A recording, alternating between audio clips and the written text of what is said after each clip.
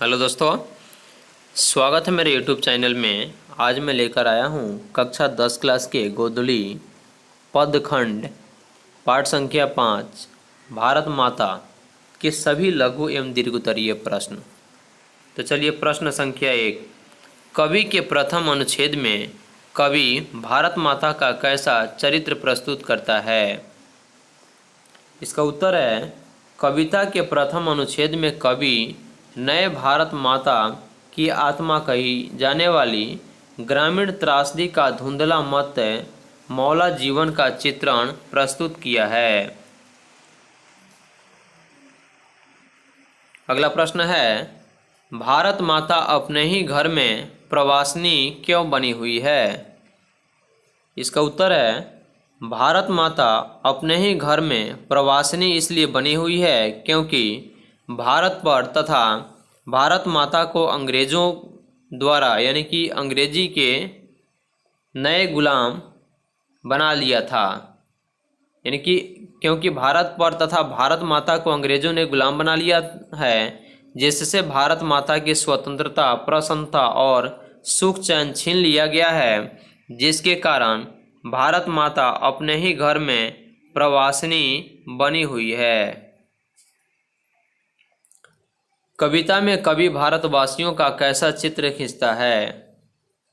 उत्तर है कविता में कवि भारतवासियों का गुलामी से जकड़ी हुई दूरदर्शिता और मार्मिक चित्र को खींचता है। अगला प्रश्न है भारत माता का हास्य राहु ग्रह क्यों दिखाई पड़ता है? उत्तर है भारत माता का हास्य राहु ग्रसित इसलिए दिखाई पड़ता है क्योंकि भारत माता को अपने ही खुशी को व्यक्त करने के लिए अंग्रेज़ों के डर से भूलकर भी उन्हें हंसी नहीं आती है। अंग्रेज़ों का इतना डर है कि भारत माता दबी जुबान में हंसती है, जिसे देखकर ऐसा लगता है कि मानो चंद्र ग्रहण के समय शरद ऋतु की चांदनी को राहु ने ग्रसित कर लिया है।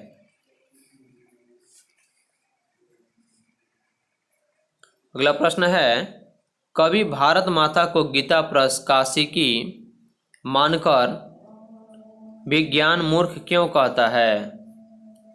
कवि भारत माता को गीता प्रकाशिनी मानकर भी मूर्ख इसलिए कहता है क्योंकि गीता जैसे ज्ञान प्राप्त करके भी भारत माता चौक मूर्ति की तरह खड़ी है।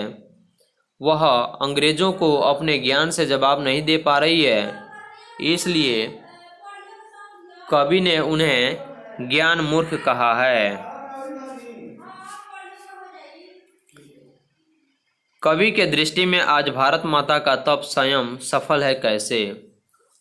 उत्तर है कवि के दृष्टि में आज भारत माता का तप संयम इसलिए सफल है क्योंकि भारत माता की कई करोड़ जनता जाग चुकी है। अब भारत माता आज़ाद हो जाएगी और यहाँ लोकतंत्र भला हो जाएगा। व्याख्या करें। स्वर्ण सस्य पद पर पद तल लुंठित, धरती सा सहिष्णु मन कुंठित। प्रस्तुत पंक्ति हमारी पाठ्य पुस्तक हिंदी पाठ्य के काव्यखंड में भारत माता शीर्षक से लिया गया है, जिसके लेखक सुमित्रा नंदन पंत जी हैं। कवि इस पंक्ति के माध्यम से यह बताना चाहते हैं कि वे सोना जैसी मिट्टी पराधीनता के चंगुल में फंस गई है तथा कुंठित हो गई है। वह हंस भी नहीं रही है, जिससे हमारा देश पूर्ण रूप से लूटा हुआ महसूस हो रहा है। चिंतित भ्रिकुटी क्षितिज तिमिरांकित नमित नयन नाम वाक्छतादित।